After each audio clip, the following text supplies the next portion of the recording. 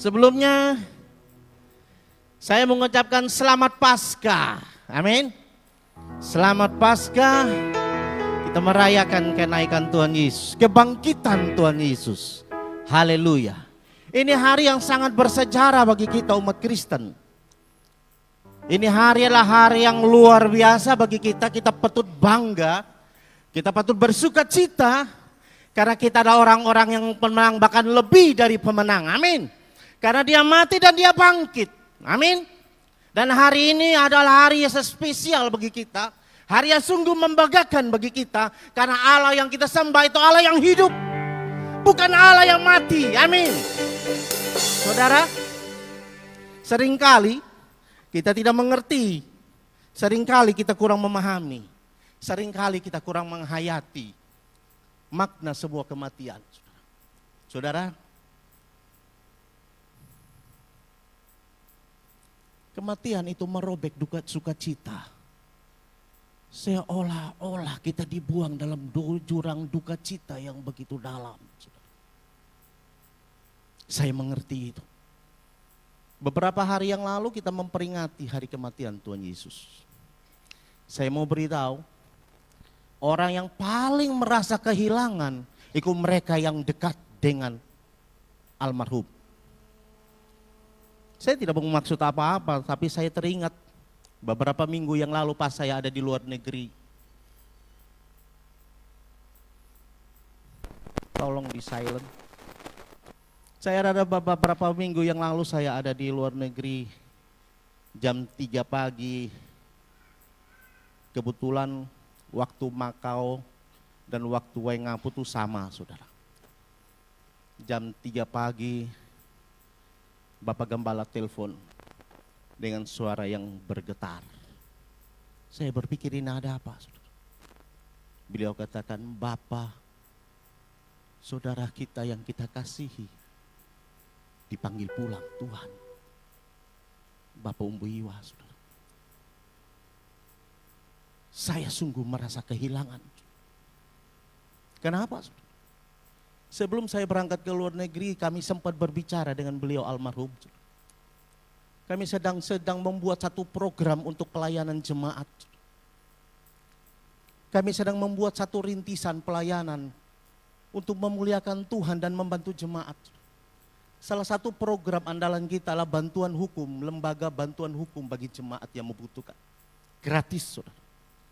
Beliau bilang begini, Pak, Bapak Ongko, saya siap untuk itu. Saya siap melayani untuk itu. Karena itu bagian saya. Kita membentuk satu pelayanan namanya pelayanan misi dan diakonia itu jadi satu. Dan saya bilang, Bapak Umbu, kita butuh payung hukum untuk pelayanan misi dan diakonia. Karena kita melayani keluar. Dia bilang apa, Bapak saya siap. Setelah saya tamat dari kuliah online, saudara, dia ambil S2. Saudara.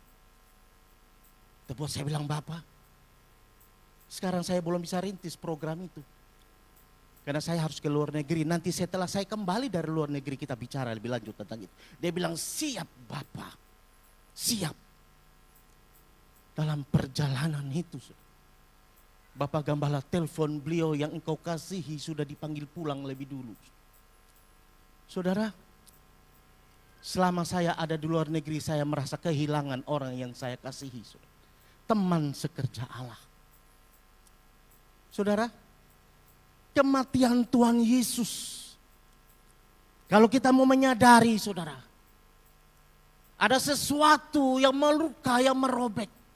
Kalau kita sadar sesungguhnya, bukan dia yang tergantung. Bukan dia yang disiksa. Tapi kita, saudara. Dan seharusnya kita merasa sesuatu yang hilang dalam diri. Ada kesedihan yang begitu mendalam. Kenapa? Harusnya kita di sana. Seringkali saya bilang kita ini orang yang spesial di hadapan Tuhan. Kita ini orang-orang yang khusus. Kita adalah umat Tuhan, manusia yang begitu berharga di mata Tuhan. Dengarkan saya baik-baik. Malaikat jatuh, dia buang, saudara. Malaikat jatuh, dia buang. Tapi saudara dan saya jatuh, dia dari surga turun ke dalam dunia. Bukankah saudara dan saya orang yang spesial di hadapan Tuhan? Bahkan dia tidak hanya sekedar turun, tapi dia rela tergantung di atas kayu salib. Tapi berapa banyak di antara kita yang tidak mengerti, bahkan tidak pernah menghargai pengorbanan Kristus. Berapa banyak di antara kita yang mengatakan salibkan dia lewat apa? Perbuatanmu, perkataanmu, tingkah lakumu. Tanpa kita sadar kita orang sedang berkata salibkan dia. Padahal dia ada tergantung di atas kayu salib. Karena saudara dan saya. Karena cintanya dia kepada kita semua. Sekali lagi dengarkan saya, malaikat jatuh dia biarkan. Tapi saudara dan saya jatuh, dia turun ke dalam dunia. Bahkan harusnya kita yang tergantung, dia menggantikan kita, dialah yang tergantung. Bagi saya saudara, dia bangkit atau tidak, dia tetap penyelamat saya. Saya tidak tahu bagi Bapak Ibu, tapi bagi saya, dia bangkit atau tidak, dia adalah orang yang menyelamatkan saya. Kenapa dia menggantikan saya di atas kayu salib?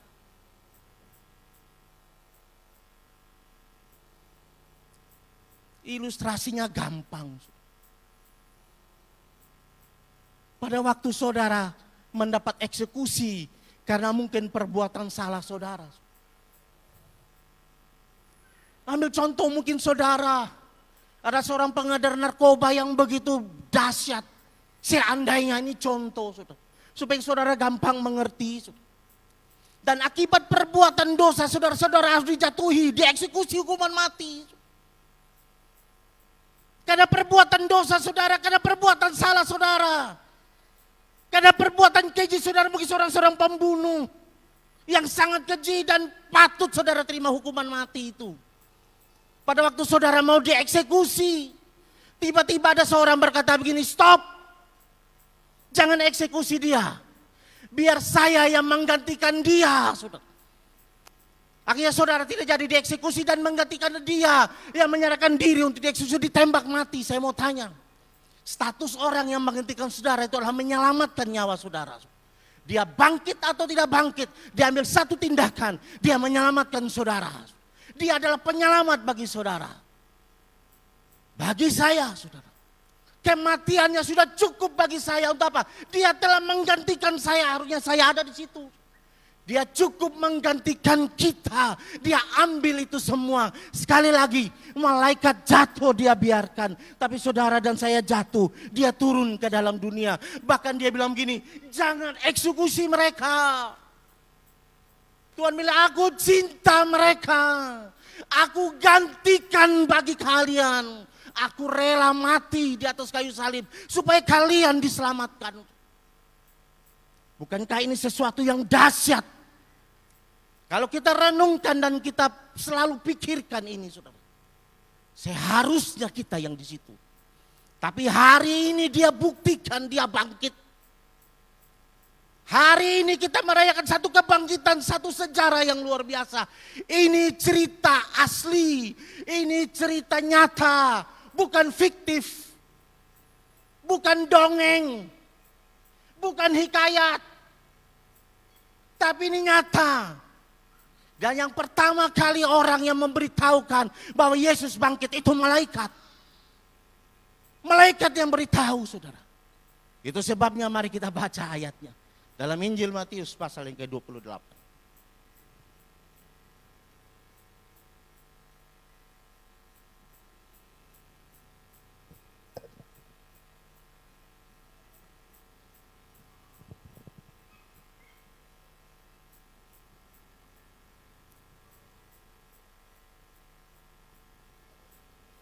Haleluya. Sebelum saya lanjut, seringkali kalau saya berbicara lewat depan mimbar ini maupun belakang mimbar, saya selalu ingatkan. Bapak Ibu kalau pergi gereja, ada dua hal yang Bapak Ibu tidak boleh lupa. Apa itu? Jemaat Jalan Jati apa itu? Alkitab. Satu lagi apa? Oh, jangan lupa Datang gereja bawa Alkitab. Maupun Alkitab yang manual maupun Android kudus. Boleh, tidak apa-apa. Yang kedua, jangan lupa bawa apa? Tadi siapa yang mampir di kios tukar uang? Terlalu. Bapak Ibu harus bawa persembahan. Saya bukan hamba Tuhan yang mata duitan sonde, tapi ini kebenaran firman. Harus bawa persembahan. Kalau son bawa persembahan, mic son bawa bunyi nah. Ya toh? Bapak Ibu merasa kok sudah beberapa minggu ini dia mati hidup mati hidup gara-gara apa? Tahu gara-gara apa? Persembahan kurang. Sudah cukup beli kabel. Bapa kami dalam surga. Jadi jangan lupa bawa apa? Alkitab. Yang kedua bawa apa? Amin. Baik, puji Tuhan. Matius pasal yang ke-28. Judulnya apa? Kebangkitan Yesus. Saya baca bagi saudara. Karena saudara punya Alkitab masing-masing. Perhatikan Alkitab saudara. Yang sonde bawa Alkitab, kalau uang cukup Alkitab ada di atas. Haleluya. Baik, kebangkitan Yesus. Yang pertama, setelah hari Sabat lewat menjelang menyingsingnya fajar pada hari pertama minggu itu, pergilah Maria Magdalena dan Maria yang lain menengok kubur itu. Maka terjadilah gempa bumi yang hebat, sebab seorang malaikat Tuhan turun dari langit dan datang ke batu itu dan menggulingkannya. Lalu duduk di atasnya.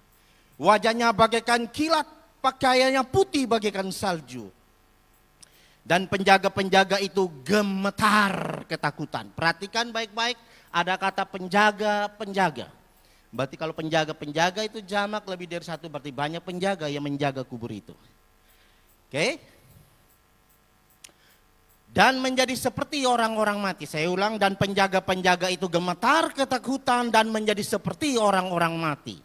Akan tetapi malaikat itu berkata kepada perempuan-perempuan itu, janganlah kamu takut, sebab aku tahu kamu mencari Yesus. Perhatikan baik-baik, yang disalibkan itu. Yesus yang disalibkan itu. Ia tidak ada di sini, sebab ia telah bangkit sama seperti yang telah dikatakannya. Mari, lihatlah tempat ia berbaring. Dan segeralah pergi dan katakanlah kepada murid-muridnya bahwa ia telah bangkit dari antara orang mati. Ia mendolik kamu di Galilea. Di sana kamu akan melihat dia. Sesungguhnya aku telah mengatakannya kepadamu. Mereka segera pergi dari kubur itu dengan takut dan dengan sukacita yang besar. Dan berlari cepat-cepat untuk memberitahukannya kepada murid-murid Yesus. Tiba-tiba Yesus berjumpa dengan mereka dan berkata, salam bagimu. Mereka mendekatinya dan memeluk kakinya serta menyembahnya. Maka kata Yesus kepada mereka, jangan takut, pergi dan katakanlah kepada saudara-saudaraku, supaya mereka pergi ke Galilea, dan di sanalah mereka akan melihat aku. Saudara, ini cerita nyata, saudara. Kenapa saya bilang ini cerita nyata? Ini bukan dongeng, ini bukan hikayat. Saudara, saya ini baru pulang dari Medan. Saudara. Saya pergi di satu museum Maimun. Saudara. Di situ ada satu cerita legenda, saudara. Ada Mariam Buntung, Mariam Puntung. Saya berpikir Mariam Puntung.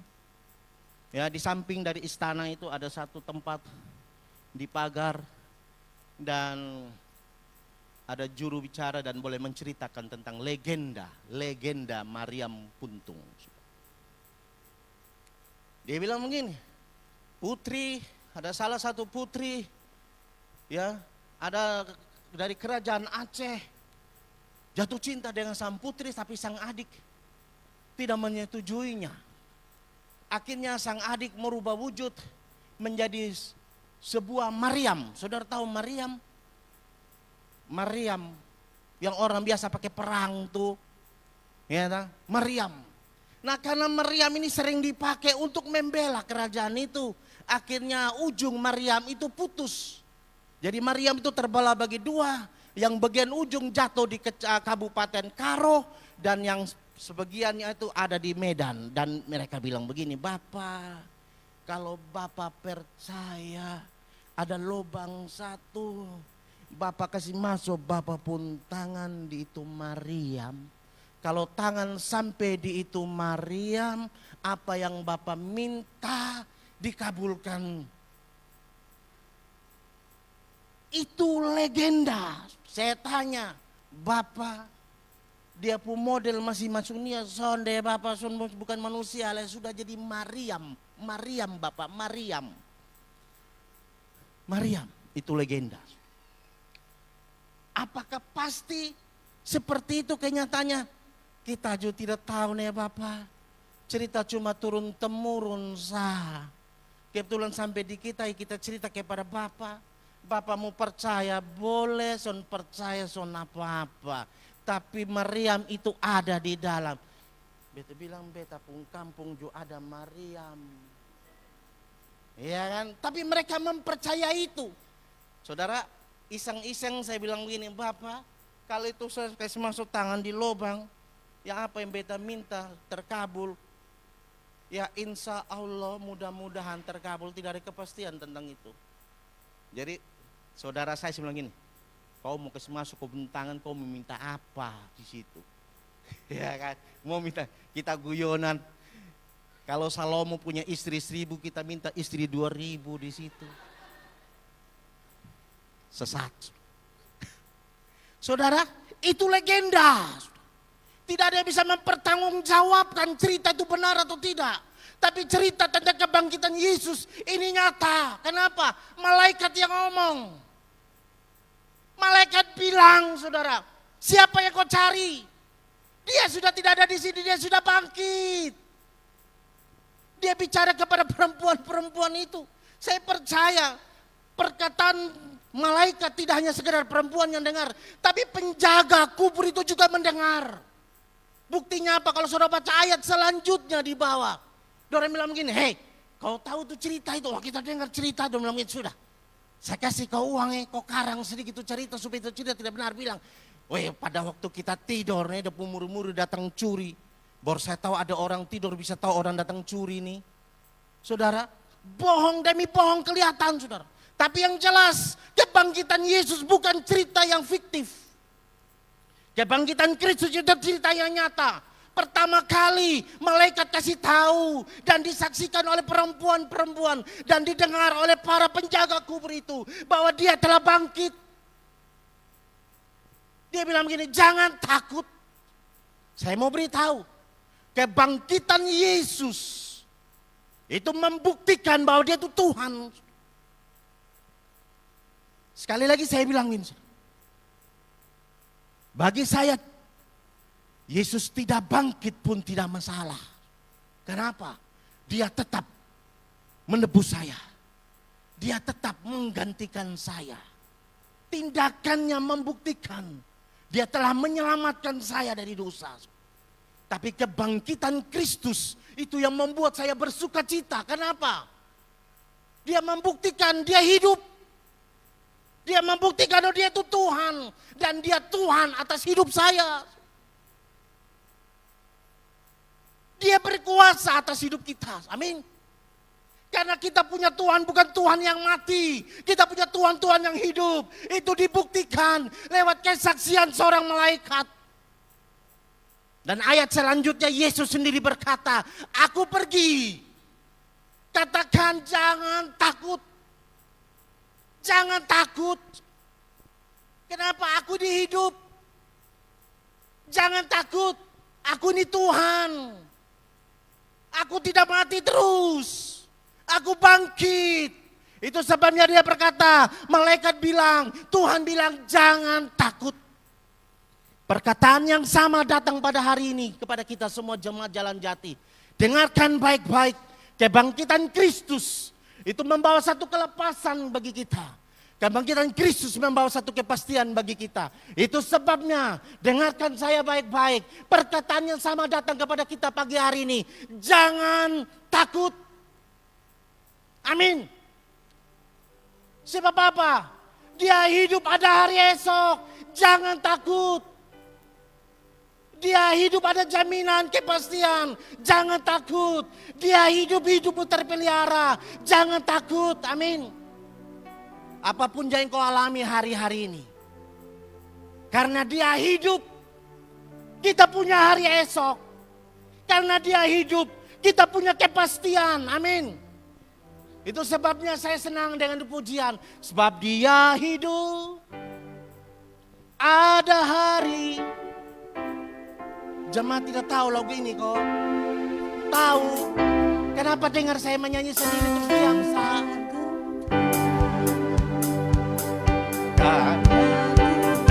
Amin. Yes. Hidup jadi berarti sebab dia hidup. Sebab dia hidup dari kita berdiri. Amin. Ada hari esok. Yes. Amin.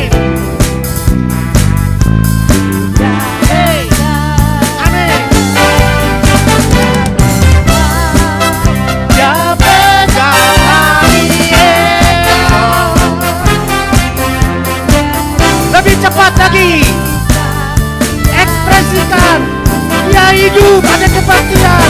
Haleluya. Pada hari esok, amin.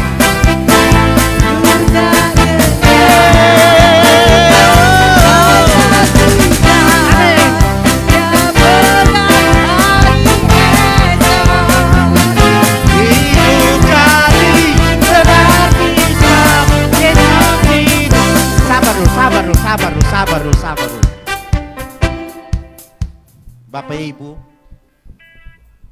Bapak Ibu menghayati kok tidak dia hidup ada hari esok. Kenapa lu pumbago yang model begitu tuh? Sudah senang bab tua bangkit kok. Ada sukacita kok.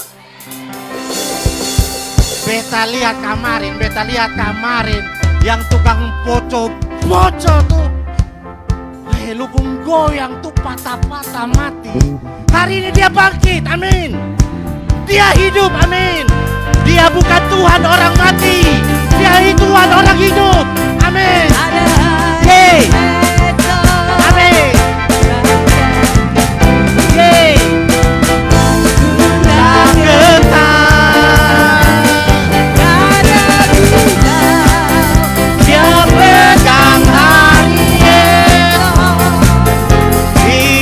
jadi berarti sebab Yesus hidup. Sekali lagi, angkat lambaikan tangan saudara. Ada hari esok, sebab dia hidup. Ku tak gentar, amin. Pegang hari esok.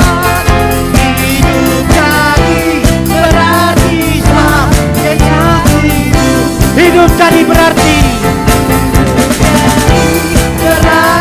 sebab Yesus hidup. Sekali lagi, berarti sebab Yesus hidup. Haleluya. Terpujilah nama Tuhan. Amin. Silakan duduk.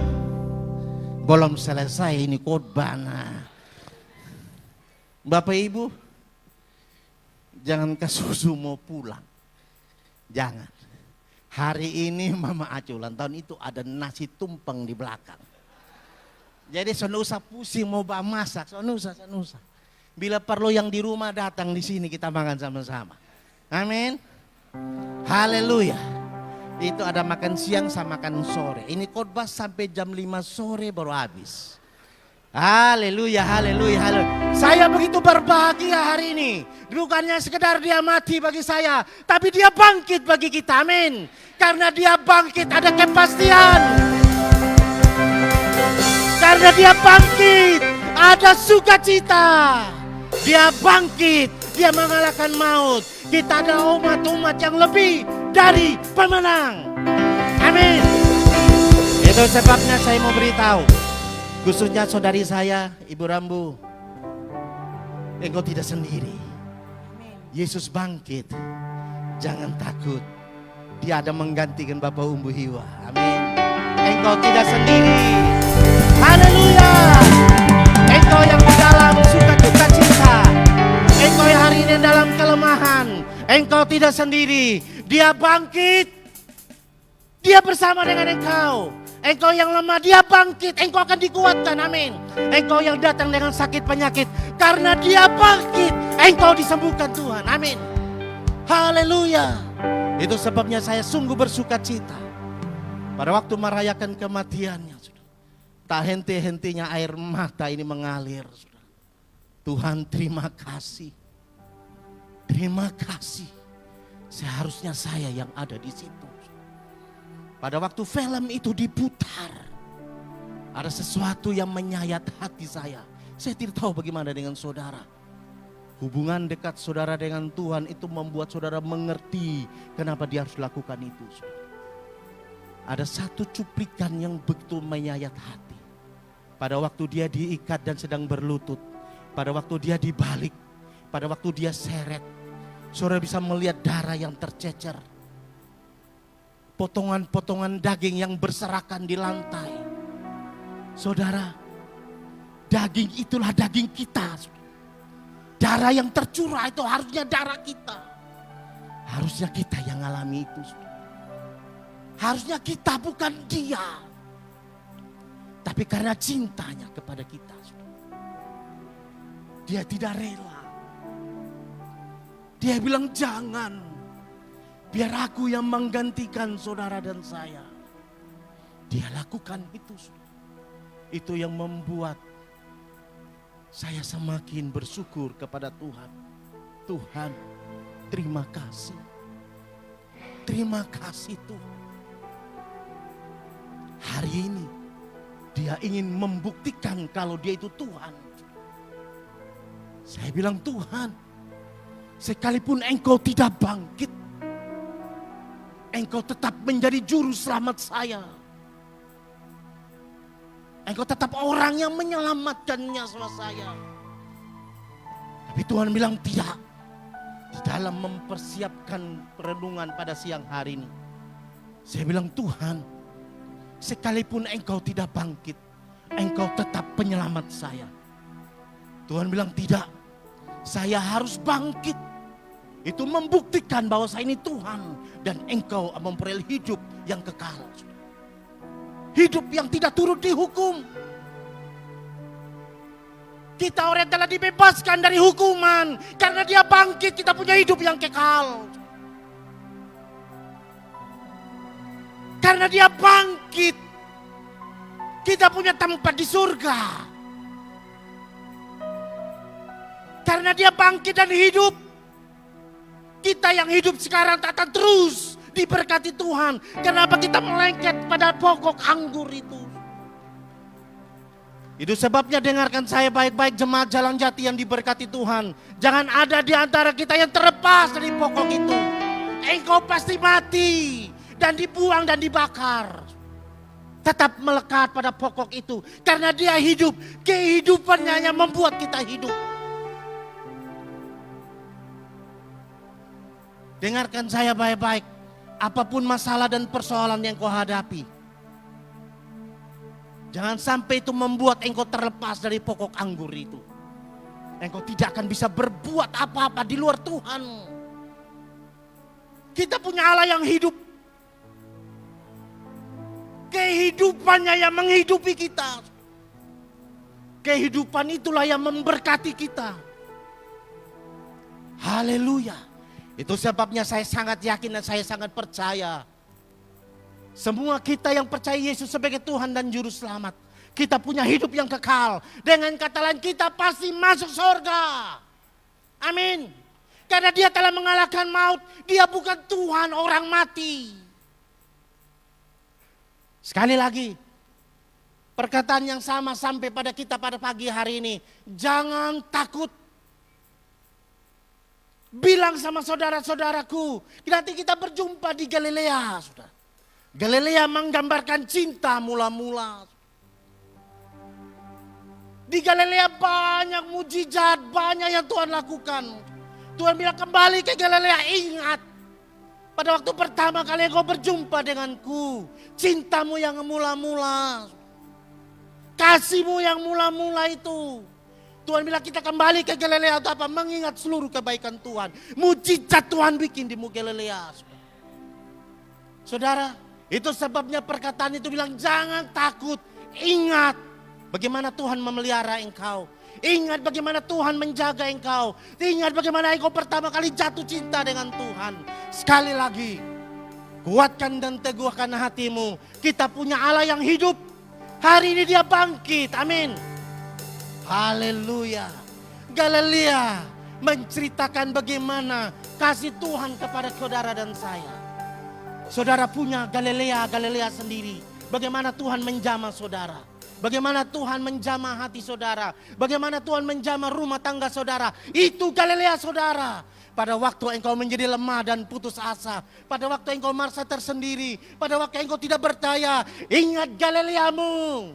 Tuhan bilang kita jumpa di sana. Kembali kepada memori. Bagaimana Ia mengasihi saudara dan saya. Amin. Itu sebabnya. Kalau engkau yang melayani Tuhan.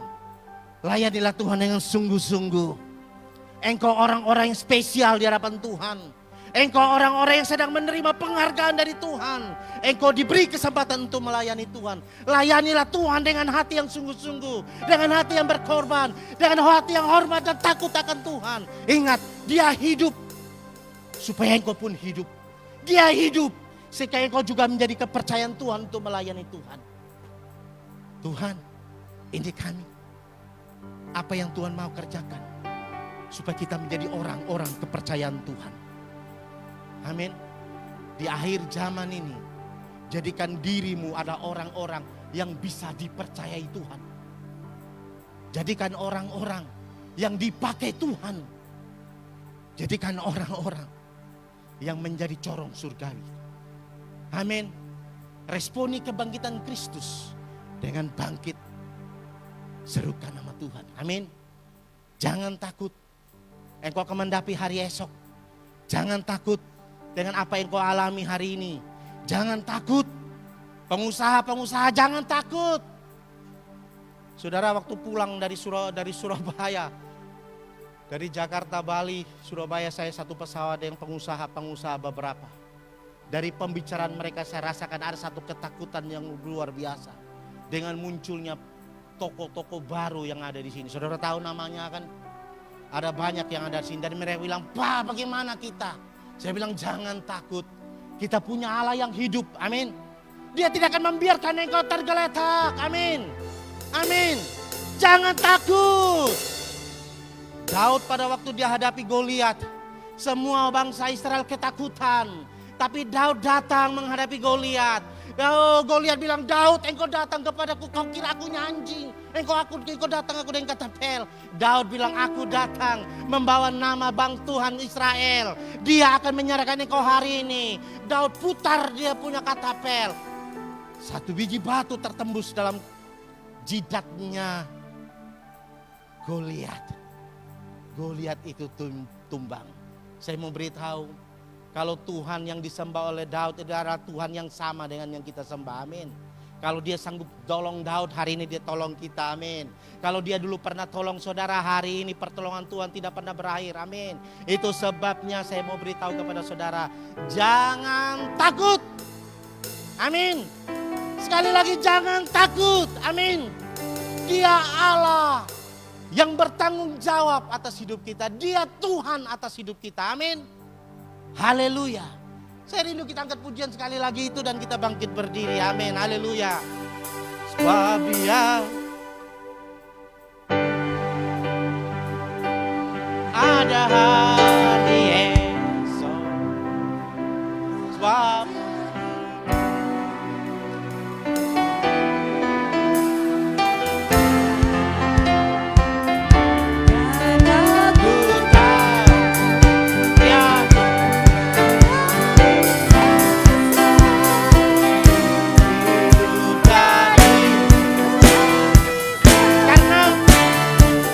lebih cepat. Yeay. Ada hari, amin. Imanmu tidak sia-sia. Yang menyatakan dia bangkit malam.